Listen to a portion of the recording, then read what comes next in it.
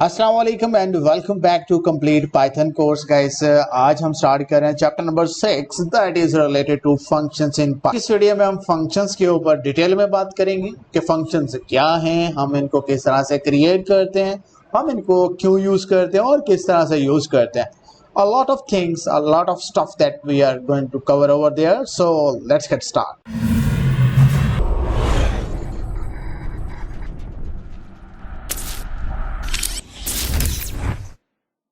So guys, 6th chapter that is related to functions in Python. अभी हम इसको start करते हैं, तो जल्दी से हम अपना पाइचार्म ओपन करते हैं और देखते हैं कि फंक्शंस क्या हैं, फंक्शन क्यों यूज किए जाते हैं और हम इनको किस तरह से अपने रियल टाइम प्रोजेक्ट्स में यूज करते हैं। देखिए यहाँ पर सबसे पहली बात कि जो भी प्रैक्टिस ऑन द स्क्रीन हम करेंगे ये आपको गिटहब पे लिंक मिल जाएगा डिस्क्रिप्शन में, वहाँ जाकर आप इसको अपनी प्रैक्टिस के लिए देख सकते हैं, डाउनलोड कर सकते हैं। ठीक है, तो चलिए स्टार्ट करते हैं। फंक्शंस एक्चुअली है, देखिए फंक्शन एक्चुअली आपका ब्लॉक ऑफ कोड है जिसको हम जो है वो यूज करते हैं मल्टीपल टाइम्स। प्रिंट फंक्शन, यहाँ पर मैं लिख देता हूँ फंक्शन और मैं इसको रन करता हूँ। ये इसकी सबसे बेहतरीन एग्जांपल है।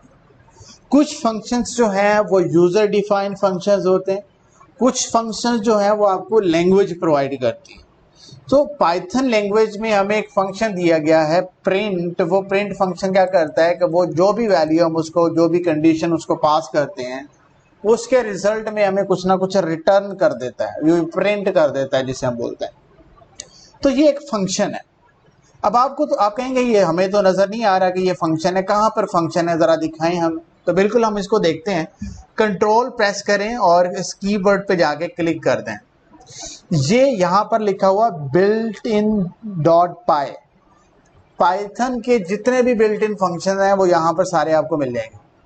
लेकिन यहाँ पर हम प्रिंट की बात करें तो ये एक फंक्शन डिफाइन है और इस फंक्शन में कुछ पैरामीटर्स पास हो रहे हैं और फंक्शन के पैरामीटर्स की बेस पर हमें कुछ रिजल्ट्स मिल रहे हैं।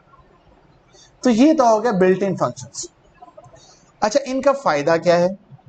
फायदा ये है कि देखो मैं यहाँ पे प्रिंट कीवर्ड यूज कर रहा हूँ और उसको वैल्यू दे रहा हूँ और मुझे रिजल्ट मिल रहा है। तो इसका मतलब है कि मुझे प्रिंट के पीछे जो अलॉट ऑफ थिंग्स जो हमें कंपाइलर को बतानी है प्रिंट करने के लिए, वो मुझे सारा कोड यहाँ पे बार बार नहीं लिखना पड़ रहा। मैं उस फंक्शन को सिर्फ क्या कर रहा हूँ, कॉल कर रहा हूँ। तो डेफ एक कीवर्ड है that is use to define a function. ये आपने हर फंक्शन से पहले लिखना है। उसके बाद हमने स्पेस दिया, उसके बाद हमने रखना होता है फंक्शन का कोई ना कोई नेम रखना होता है। तो यहाँ पर हम लोग कोई भी फंक्शन रख लेते हैं, लाइक फर्स्ट फंक्शन रख लेते हैं। अब इस फंक्शन को हम लोग कुछ पैरामीटर्स भी पास कर सकते हैं, वो इस ब्रैकेट्स में आते हैं, लेकिन अभी हम पैरामीटर्स के ऊपर बात नहीं करें, हम सिंपल फंक्शन को समझ रहे हैं। तो इसको अब कॉलन लगा के नीचे इंडेंटेशन का आपको पता है कि वो जैसे इंटर करेंगे तो यहाँ पर आपको एक टैब स्पेस मिलेगी। अब यहाँ पर हमने जब ये फंक्शन कॉल हो तो क्या होना चाहिए, हम कहते हैं कि प्रिंट कर दो यहाँ पर फंक्शन कॉल्ड। हमें पता चल जाए कि हमारा फंक्शन कॉल हो चुका है। अभी मैं इसको रन करता हूँ, ये वाला हम हटा देते हैं। अभी आप देखोगे कोई चीज़ प्रिंट नहीं हो रही। ये जो फंक्शन पड़ा हुआ है अभी तक ये सिर्फ डिफाइन हुआ है, इसके ऊपर कोई प्रोसेसिंग नहीं हो रही। ये आपका ब्लॉक ऑफ कोड उस वक्त तक पड़ा रहेगा, बिल्कुल फ्री मेमोरी नहीं लेगा, आपकी प्रोसेसिंग नहीं लेगा जब तक इसको हम कॉल नहीं करेंगे। अभी हम अपने फंक्शन इसको कॉल करते हैं। कॉल करने का सिंपल तरीका ये है कि आप अपने फंक्शन को लिख दें तो वो कॉल हो जाएगा। अभी हमने इस फंक्शन को लिखा सिर्फ और रन किया तो आप लोग देखो फंक्शन कॉल्ड। ये इतना काम हमने फंक्शन को डिफाइन किया है, यहाँ पर हमने फंक्शन को कॉल किया। ये फंक्शन की डेफिनेशंस आप अलग से फाइल्स में भी कर सकते हैं, अलग से क्लासेस में भी कर सकते हैं, जो कि आगे हम ऑब्जेक्ट ओरिएंटेड प्रोग्रामिंग में इसको थोड़ा सा एडवांस लेवल पे देखेंगे। तो यहाँ पर एक और फंक्शन लेते हैं, लाइक मैंने कहा कि डेफ फंक्शन बनाते हैं कि ऐड एडिशन का। उस एडिशन के फंक्शन में पैरामीटर्स पास करते हैं। आर्गुमेंट्स और पैरामीटर्स क्या होते हैं, यहाँ पर मैं पैरामीटर्स लिख लूँ। अच्छा जी, पैरामीटर्स क्या होते हैं? जब हम फंक्शन को डिफाइन करते हैं तो उस फंक्शन में कुछ ना कुछ वैल्यूज अगर हम पास करना चाहते हैं तो हम उनको पैरामीटर्स कहते हैं। इसकी मैं एग्जांपल दे रहा हूँ कि हम एक एडिशन फंक्शन बना रहे हैं, हम इसको दो पैरामीटर देना चाह रहे हैं, एक है नंबर 1, दूसरा है नंबर 2। ठीक है, हम ये चाह रहे हैं कि जब इस फंक्शन को कॉल करें तो वो दो नंबर यहाँ पर आएँ और उनकी एडिशन होके हमें रिजल्ट में आंसर मिल जाए। अब आप सोच रहे हैं कि पैरामीटर्स पास करने की जरूरत क्यों है? अगर हम पैरामीटर्स पास नहीं करेंगे तो हमारा फंक्शन तो स्टैटिक फंक्शन बन जाएगा, तो उस फंक्शन का फिर फायदा तो कोई ना हुआ, हम उसकी रीयूजेबिलिटी तो नहीं कर सकते ना। अगर मैं यहाँ पर लिख दूँ, ये ना लिखूँ और इसके अंदर लिखूँ 3 + 4, तो वो तो 3 + 4 ही करेगा ना।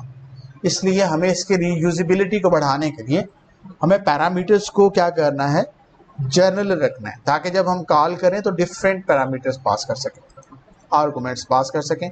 अभी हम ऐड करते हैं, हम कहते हैं रिटर्न करें। रिटर्न एक कीवर्ड है जो कि फंक्शन जब कॉल होगा उसके अंदर जो भी प्रोसेस होगा उस प्रोसेस के बाद वो वैल्यू को रिटर्न करेगा। अब मैं यहाँ पर इसको ऐसे भी कर सकता हूँ, ये भी कर सकता हूँ, लेकिन मैं एक और सिंपल वे बताता हूँ जिससे आपको समझ आ जाए। एडिशन हमने किया, एडिशन हम कर रहे हैं नंबर 1 + नंबर 2 की। इन दोनों की एडिशन जब हो जाए तो वो जो वेरिएबल एडिशन के नाम से बनाया वो यहाँ पे रिटर्न हो जाएगा। ठीक है, ये एक फंक्शन बन गया। अब इसकी रीयूजेबिलिटी दिखाता हूँ आपको, लेकिन उससे पहले आप ये समझ लें कि जब हम फंक्शन को डिफाइन करते हैं तो ये एक्चुअली आपके पैरामीटर्स कहलाते हैं। ये क्या कहलाते हैं? पैरामीटर्स कहलाते हैं। पैरामीटर्स जितने भी आप चाहें दे सकते हैं। पैरामीटर्स जो है वो कोई नंबर भी हो सकता है, फ्लोट, कोई भी डाटा टाइप हो सकता है, लिस्ट हो सकता है, टप्पल हो सकता है, कोई इशू नहीं। दूसरी चीज, फंक्शन जब कॉल होगा उसके अंदर कॉल के वक्त हमें जितने पैरामीटर्स यहाँ पे बताए हुए हैं उतने देने पड़ेंगे।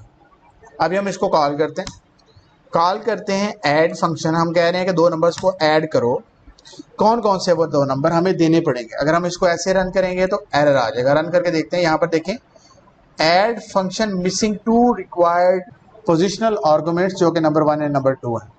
तो हम कह रहे हैं 5,6 को आप क्या करो, ऐड करो। यहाँ पर देखिए ये दोनों एडिशन हो जाएगी और इसका एडिशन हमें रिटर्न भी हो रहा है, लेकिन उसको हम प्रिंट अभी हमने नहीं करवाया तो हम उसको प्रिंट भी करवा लेते हैं। हम कहते हैं कि भाई देखो जब फंक्शन हमारा कॉल हो जाए उसमें हमें प्रिंट करके दिखाओ। तो ये क्या आ गया, 11 आ गया। लेकिन अगर इसी फंक्शन को मैंने किसी दो डिफरेंट और वैल्यूज़ को ऐड करवाना है तो ये लो, उस फंक्शन में सिर्फ वैल्यूज़ को मैंने एडिट किया, मुझे ये सारा कोड दोबारा नहीं लिखना पड़ा। तो मैंने इसको रन किया, ये 6 आ गया, 4 + 2 6। इसी तरह हम एक फंक्शन बना लेते हैं और फंक्शन बनाते हैं। थोड़ा सा प्रैक्टिस हो रही है, टाइम लग रहा है, लेकिन आप लोगों को समझ आ रही हैं चीज़ें। ठीक है, तो इसलिए साथ जुड़े रहें। सब्सट्रैक्शन का एक नंबर हम बना लेते हैं। यहाँ पर हम लोग नंबर 1, नंबर 2 और नंबर 1 एंड नंबर 2 ही रख लेते हैं। अच्छा, किसी दो फंक्शंस के पैरामीटर सेम हो सकते हैं, यानी कि उनके नेम सेम हो सकते हैं, उसमें कोई प्रॉब्लम नहीं है, क्योंकि जब वो फंक्शन कॉल होना है उसी टाइम पे उसको हमने सिर्फ पास करने हैं पैरामीटर। यहाँ से जब हम ऐड करते हैं ना तो 5 नंबर 1 की जगह पे आता है और 6 नंबर 2 की जगह पे आता है, और ये दोनों ऐड फंक्शन में जा रहे हैं। हमने कहा कि नंबर 1 माइनस नंबर 2, इन दोनों की सब्सट्रैक्शन करो और प्रिंट कर दो। ये फंक्शन मैंने लिखा था जो कि वैल्यू को रिटर्न कर रहा था, लेकिन ये फंक्शन मैं लिख रहा हूं जिसमें वैल्यू को रिटर्न नहीं हो रही, बल्कि वो फंक्शन जब कॉल हो रहा है उसके अंदर ही जो प्रोसेस हो रहा है वो एग्जीक्यूट होने के बाद उसके अंदर ही हम उसको प्रिंट कर रहे हैं। तो जैसे यहाँ पे अब हमने प्रिंट लिखा था, अब हमें प्रिंट लिखने की जरूरत नहीं पड़ेगी। यहाँ पे हमने लिखा सब्सट्रैक्शन, हमने कहा 5 में से 1 माइनस करो और इसको रन करो। 5 में से 1 रन की माइनस किया तो वो क्या आ गया, 4 आ गया। इस तरह से हमारे फंक्शंस कोई फंक्शंस जो हैं वो डिफरेंट पैरामीटर्स ले सकते हैं, उस पर कुछ ना कुछ प्रोसेस या स्टेटमेंट्स एग्जीक्यूट हो सकती हैं, उसके बाद वो रिटर्न कर सकते हैं कोई वैल्यूज़ अगर हम रिटर्न करना चाहें। अगर हम नहीं चाहते कि वो रिटर्न हो तो हम उनको उसके अंदर ही हैंडल कर सकते हैं। अब आप सोच रहे हैं कि यहाँ पर ये दोनों सेम प्रोसेस है, ये सिनेरियो बहुत छोटा सा है, इसलिए आपको लगेगा कि इन दोनों में कोई खास डिफरेंस तो है नहीं, क्योंकि हम तो सिर्फ प्रिंट कर रहे हैं। ठीक है, तो इन सम केसेस आपको वैल्यूज को रिटर्न करके उसके ऊपर कुछ और प्रोसेसेस भी करने की जरूरत होती है, तो वो आप कैसे करोगे उसकी मैं एग्जांपल देता हूँ। चलें रुकें थोड़ा सा और समय लेते हैं। तो मैं ये चाह रहा हूँ कि जब मैं दो वैल्यूज को पास करूँ और वो मुझे रिजल्ट मिले, फिर मैं उसको आगे कुछ प्रोसेसेस उस पर करना चाहता हूँ, तो कैसे करूँगा। देखिए मैं ये चाहता हूँ कि ये जो फंक्शन है ये जो भी वैल्यू रिटर्न करे उसको मुझे मल्टीप्लाई करना है 4 के साथ, ठीक है। तो अब देखते हैं, यहां पर देखिएगा जरा, 5 + 6 कितना हो गया 11, 11 4 = 44।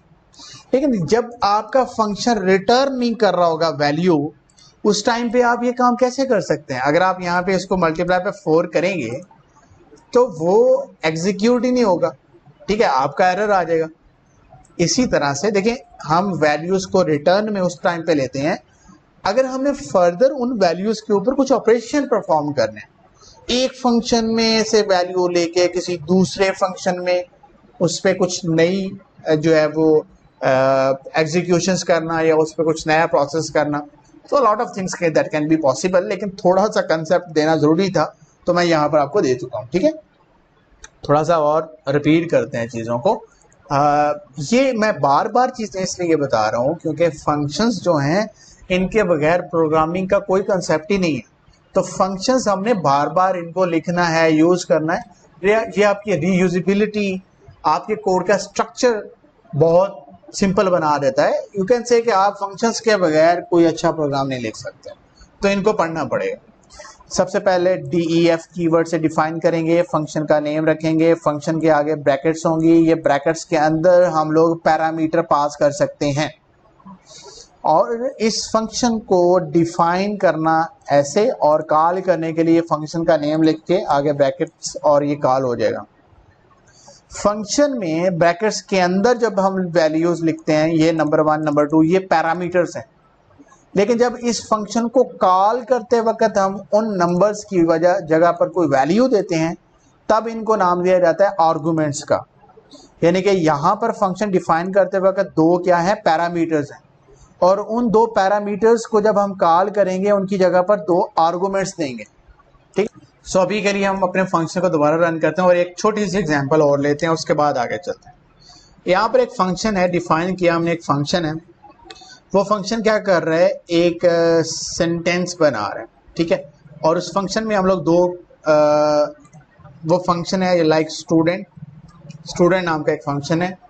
उसके अंदर हम जो है वो स्टूडेंट का फर्स्ट नेम ले रहे हैं, स्टूडेंट का लास्ट नेम ले रहे हैं, एल नेम कर लेते हैं, उसके बाद उसकी एज ले रहे हैं, ठीक है। और इसमें हम लोग क्या कर रहे हैं, इन तीनों को एक सेंटेंस में हम लोग प्रिंट करना चाह रहे हैं। बहुत सिंपल सा कंसेप्ट है। लाइक स्टूडेंट कहता है कि जी माय नेम इज, मेरा नेम है जी क्या, फर्स्ट नेम पहले कॉमा लगाया फॉर एफ नेम, इसके बाद कॉमा, और इसके बाद में एक चाहिए होगी स्पेस, वो स्ट्रिंग दे दी, उसके बाद फिर कॉमा, तो फिर क्या चाहिए, लास्ट नेम, सॉरी, और उसके बाद ये हो गया माय नेम इज हो गया, एंड देन हम लगा रहे हैं फुल स्टॉप। ये बहुत ही सिंपल सा कंसेप्ट दे रहा हूँ, ठीक है। उसके बाद हम लोग लिखेंगे माय एज इज, क्या है जी एज, वो जो भी आएगी इस फंक्शन को, ये एक जनरल फंक्शन हमने बना लिया जो कि प्रिंट करेगा माय नेम इज जो भी होगा एंड एज जो भी होगी, ठीक है। यहाँ पर इसको हम कॉल करते हैं फंक्शन को। स्टूडेंट फर्स्ट नेम क्या है जी, मोहम्मद है जी, सेकंड नेम जुबैर, और एज 25। अब यहाँ पर ये आपको एरर, तो ये स्ट्रिंग हमारी होती है इस तरह से, ठीक है। तो हम इसको रन करते हैं, my name is Mohammad Zubair and my age is 25, ठीक है। तो ये आपकी एक स्पेस ऑटो जनरेट होती है, तो वो मैं यहाँ से निकाल देता हूँ, ठीक है। और ये फिर हमें स्ट्रिंग देने की जरूरत नहीं है। दोबारा से रन किया, ये होगा। एक चीज़ का खास ख्याल रखिएगा कि जितने पैरामीटर्स आपने फंक्शन डिफाइन करते वक्त डिफाइन किए हैं, अगर कॉल करते वक्त उनके काउंट बराबर नहीं होगी तो वो आपका फंक्शन नहीं चलेगा। यानी कि यहाँ पे 3 पैरामीटर्स चाहिए तो 3 ही वैल्यू आपको देनी पड़ेगी। आगे हमारे पास है जी आर्बिट्रेरी आर्गुमेंट्स। अगर आपको नहीं पता कि आप फंक्शन को कितने पैरामीटर्स देना चाहते हैं, आपको पहले से नहीं पता, तो आप लोग स्टेरिक साइन यूज कर सकते हैं। ठीक है, हम एक छोटा सा फंक्शन बनाएंगे, बहुत ही इंटरेस्टिंग होगा, तो फिर आपको ज़्यादा समझ आएगा। डेफ किया हमने कहा कि स्टूडेंट्स अंडरस्कोर लिस्ट नाम का एक फंक्शन है। उस फंक्शन को हम एक आर्बिट्रेरी आर्गुमेंट पास कर रहे हैं जिसका नाम है जी std, कोई भी रख लें। ठीक है, और हम एक फॉर लूप के थ्रू जितने भी आर्गुमेंट्स इसको मिलेंगे उसको हम करवाना चाह रहे हैं प्रिंट आई इन किसमें std। ठीक है जी, प्रिंट std, प्रिंट कर देगा std। और अब हम इस फंक्शन को कॉल करते हैं। आपको सारी गेम समझाता हूँ यहाँ पे हो क्या रहा है। हम यहाँ पर स्टूडेंट्स लिस्ट करते हैं। फर्स्ट नेम है जी अली है, उसके बाद जुबैर, उसके बाद उमर, उसके बाद हम गर्ल्स के नेम पे ले लेते हैं अक्सर, क्योंकि कुछ स्टूडेंट्स गर्ल्स भी हो सकती हैं, माइंड ना कर जाए। ठीक है, ए आमिना। ठीक है जी, तो ये हमने लिस्ट पास की। देखते हैं कि क्या ये फंक्शन हमने, देखें यहाँ पर हमने तो नहीं बताया ना कि हम इसको कितने पैरामीटर्स दे रहे हैं, लेकिन हमने जितने यहाँ पे चाहे पैरामीटर्स दे दिए, आर्गुमेंट्स पास कर दिए। देखते हैं कि वो प्रिंट करता है इसको। हमने रन किया तो आप लोग देखो कि ये जो है वो उनको क्या कर रहा है, प्रिंट कर रहा है। लेकिन ये प्रिंट किस तरह से कर रहा है, ये उसको टपल्स में कर रहा है। अच्छा, मैं यहाँ पर एक और चीज़ बता दूँ कि यहाँ पर std नहीं बल्कि आई लिखना था, अब आएगा सही से। ठीक है, तो ये सारे नेम यहाँ पे क्या हो गया, प्रिंट हो गए। अच्छा, हुआ क्या, आर्बिट्रेरी आर्गुमेंट्स के केस में जब आप स्टैरिक लगाते हैं तो ये उसको एज अ टप्पल सेंड करता है। यहाँ पर वो टप्पल चला जाता है, और टप्पल जो है चूँकि उसके अंदर हमारे पास a lot of items can be possible in tuple, तो वो हमें यहाँ पे मिल जाएगा। तो टप्पल मिल जाएगा एक, मतलब टप्पल में हमें पढ़ा था, यहाँ पे आपको दिखा देता हूँ ओपन करके। ये होता था ना हमारा टप्पल इस तरह से, तो ये यहाँ से मिल जाएगा उसको, जो भी हम भेजेंगे यहाँ पर, यहाँ से जो भी हम जब यहाँ पर फंक्शन को कॉल करते वक्त जो वैल्यूज भेजेंगे वो एज अ टप्पल मिल जाएंगे, और टप्पल को हम फॉर लूप के थ्रू प्रिंट करवा लेंगे तो वो सारी वैल्यूज आ जाएंगी।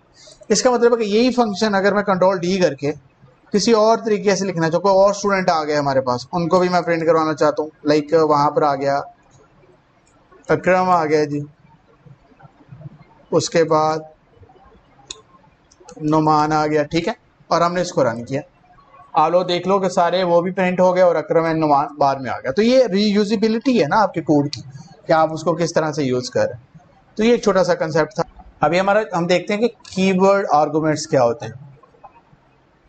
देखिए, जब हम फंक्शन को डिफाइन करते हैं, उसके जो पैरामीटर्स होते हैं उनको जब हम फंक्शन कॉल करते हैं, एज अ आर्गुमेंट पास कर देते हैं, तो वो फंक्शन कुछ ना कुछ जो भी हमने उसको कोड लिखा होता है वो एग्जीक्यूट कर देता है।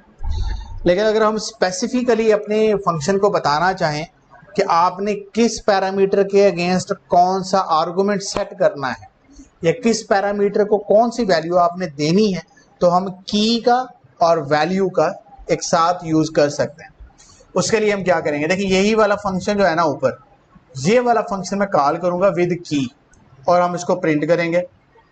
ठीक है जी, फंक्शन कहता है कि दो नंबर्स को हम कह रहे हैं ऐड, हम कह रहे हैं कि प्रिंट करो, क्या प्रिंट हमने करना है ऐड फंक्शन को। ऐड फंक्शन में मैंने दो वैल्यूज देनी है। मैं चाहता हूं कि नंबर 1 जो है वो इक्वल हो हमारे पास 23 के, एंड नंबर 2 जो है वो हमारे पास हो 10 के। ठीक है, तो हमने इसको रन किया, अब देखो 33 आ गया। लेकिन अगर आप यहाँ पर करोगे नंबर 2 इसको कर दो, नंबर 1 इसको कर दो, तो तब भी क्या आएगा 33 ही आएगा। अब इसका फ़ायदा क्या है? फ़ायदा ये है कि यहाँ पर जब हमने फंक्शन डिफाइन किया था तो हमने कहा था कि नंबर 1 पहले आना चाहिए, लेकिन जब हम पैरामीटर को फर्स्ट आर्गूमेंट पास करना है, यानी कि दूसरा पैरामीटर था ना ये हमारा नंबर 2, यहाँ पर देखें।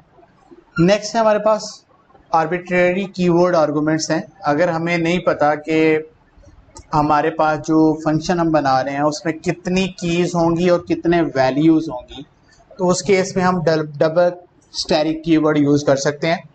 अच्छा, इसमें यहाँ पर देखिएगा, इसमें हमने ये जो 2 की और वैल्यू जो पास की थी, ये हमें पता था कि ऊपर जो हमारा फंक्शन है वो 2 वैल्यू ले रहा है।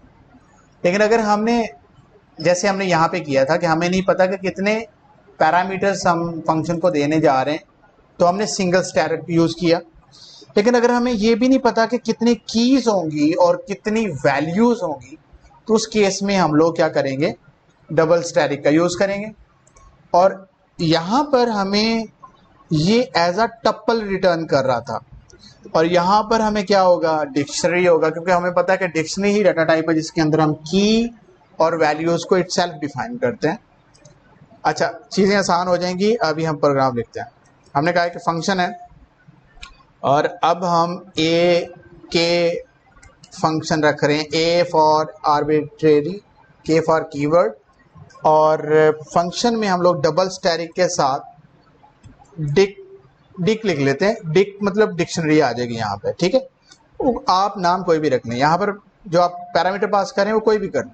हम इसको लूप के थ्रू चलाएंगे, i in dict dictionary, and यहाँ पर हम लोग क्या करेंगे, हम लोग प्रिंट करेंगे क्या, आई, ठीक है।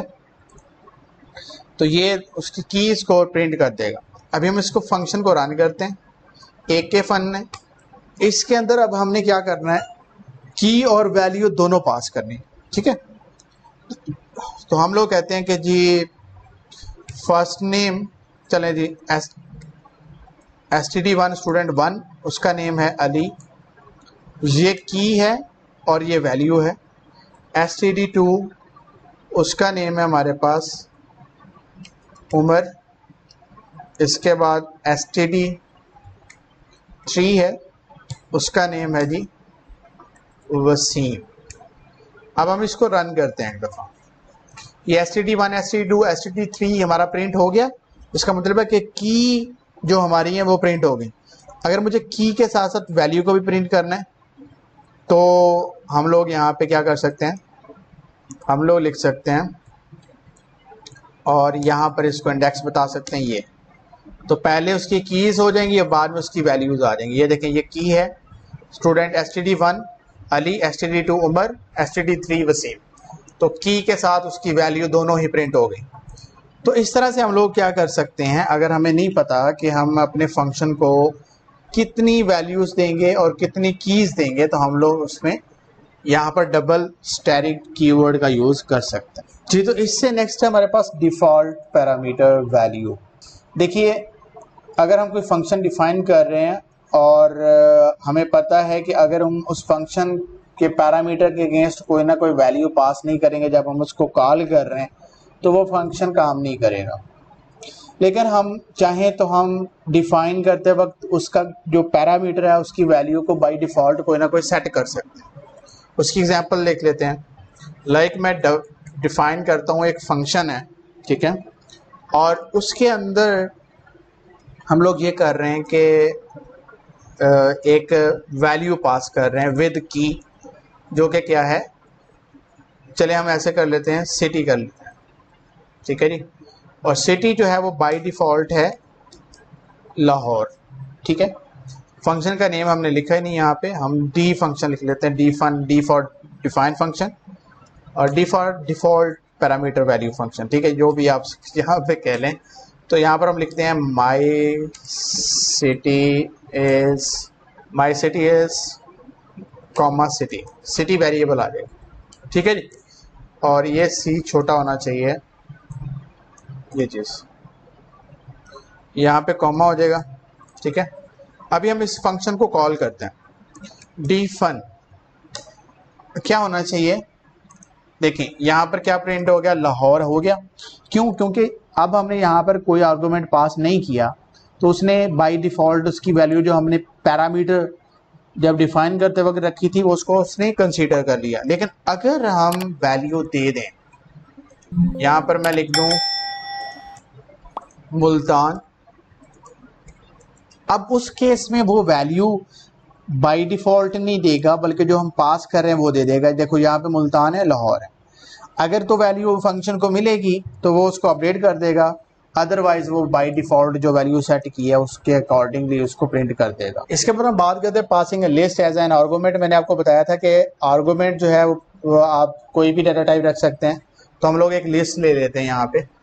यहाँ पर ऊपर शायद हमने कोई लिस्ट ली है, नहीं, हम यही नेम लेंगे और इन्हीं नेम की एक लिस्ट बना लेते हैं। ठीक है, यहाँ पर हम लिखते हैं लिस्ट 1, लिस्ट बना लें, टपल बना लें, कोई प्रॉब्लम नहीं है।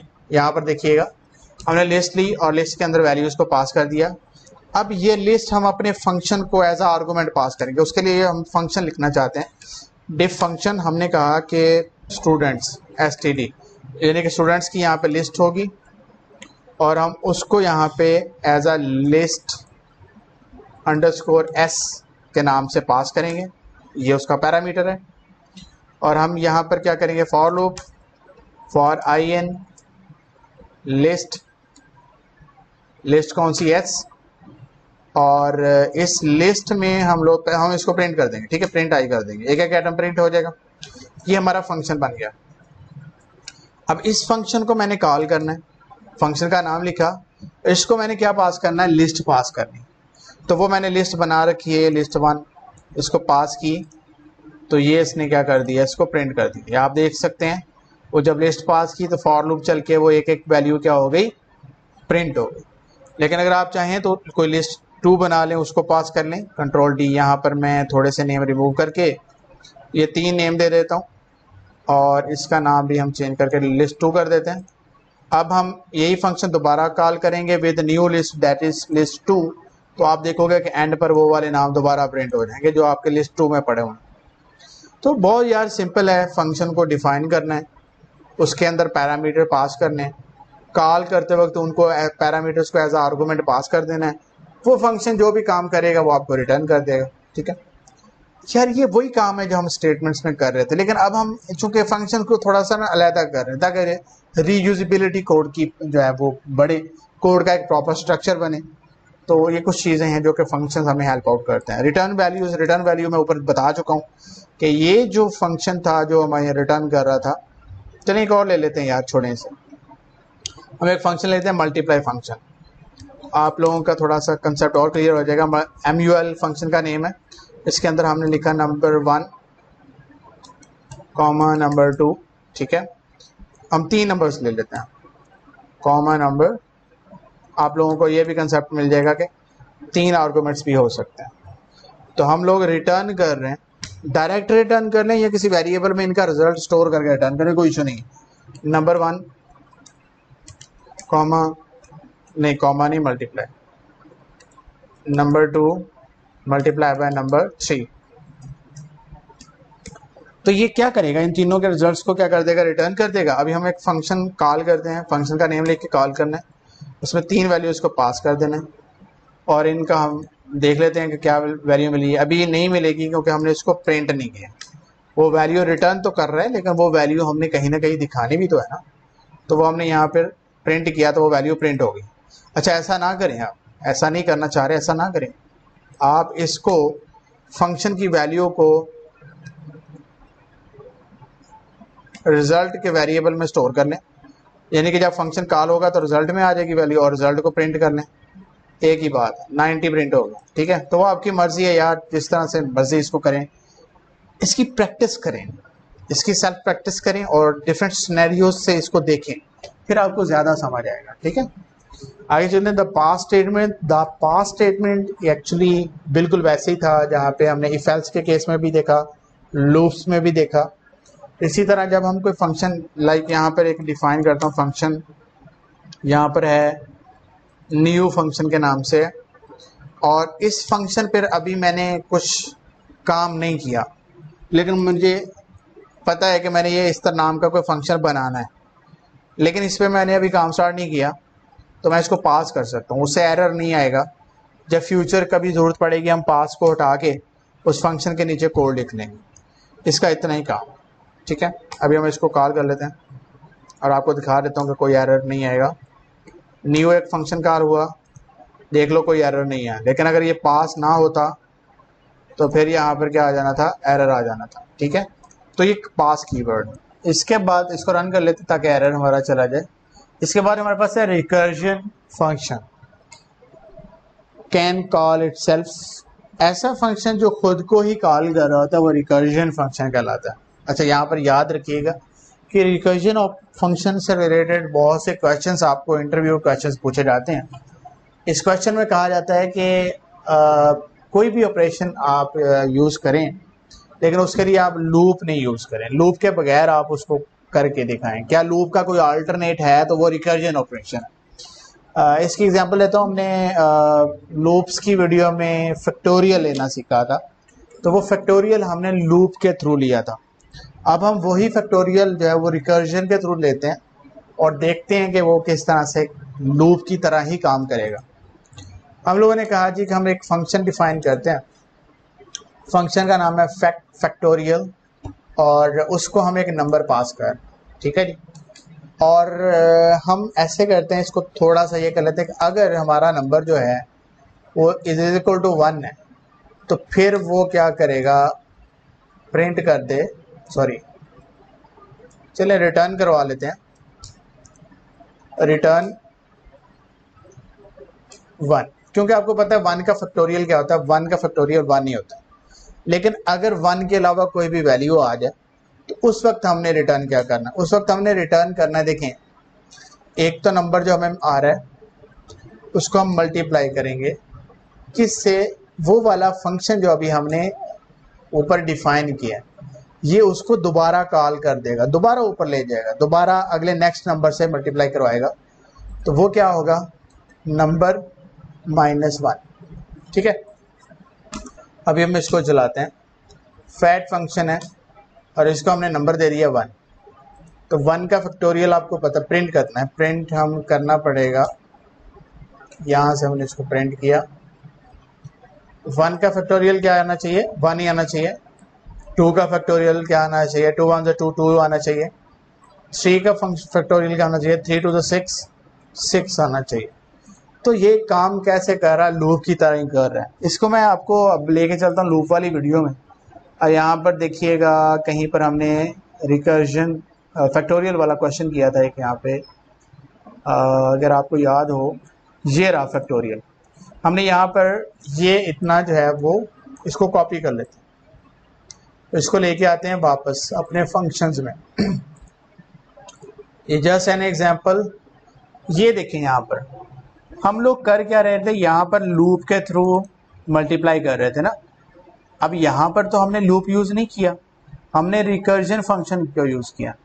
जिस तरह से लूप क्या कर रहा था कि जब हम अगर कहूँ ना 5 का फैक्टोरियल क्या होता है, तो 5 का फैक्टोरियल होता क्या, देखें 5 का फैक्टोरियल का मतलब होता है 5 multiply by 4 multiply by 3 multiply by 2 multiply by 1, यही होता है ना।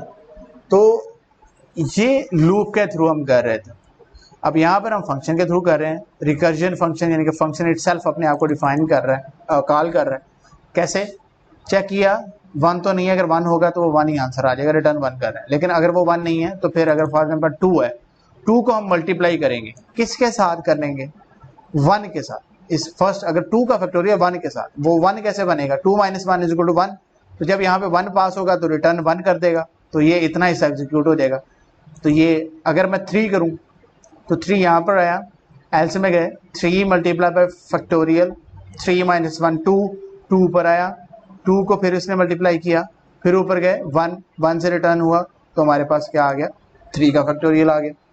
तो इस तरह से हमारे पास जो है वो इसकी आपने सेल्फ प्रैक्टिस जरूर करनी है, क्योंकि ये क्वेश्चन बहुत ही इंपॉर्टेंट है रिकर्जन फंक्शन से रिलेटेड। जब हम ये कोर्स कंप्लीट कर लेंगे तो एट दी एंड में इसके कुछ इंटरव्यू क्वेश्चंस भी ऐड करूंगा। तो recursion function itself calling function है जो कि लूप की तरह काम करता है। ये हमें हेल्प करता है कि अगर हमें लूप्स के विदाउट लूप्स काम करना है तो हम फंक्शंस के थ्रू भी कर सकते हैं, लेकिन यहाँ पर टाइम कॉम्प्लेक्सिटी, परफॉर्मेंस वो आप डाटा स्ट्रक्चर में पढ़े होंगे, तो फिर वहाँ से आपको इसका ज़्यादा आइडिया हो सकता है कि ये हम किस तरह से यूज़ करें। मैं उन बातों को या उन चीज़ों की तरफ आपको लेके नहीं जाऊँगा, क्योंकि चीज़ें आपके लिए बहुत ज़्यादा कम्प्लेक्स हो जाएंगी। अभी के लिए हम इतना ही रख रहे हैं। हमने देखा फंक्शंस क्या हैं, किस तरह से यूज़ करते हैं, किस तरह से डिफाइन होता है, किस तरह से कॉल होता है। तो ये सारा जो भी फंक्शन से रिलेटेड है आपने यहाँ पर कवर करने की कोशिश की। ये सारी जो भी हमने कोड किया है, डिस्क्रिप्शन में गिटहब का लिंक है, वहाँ पर जाएं और डाउनलोड करें, इसको देखें, सेल्फ से प्रैक्टिस भी करें। अपना बहुत सारा ख्याल रखिएगा। अल्लाह हाफ़िज़।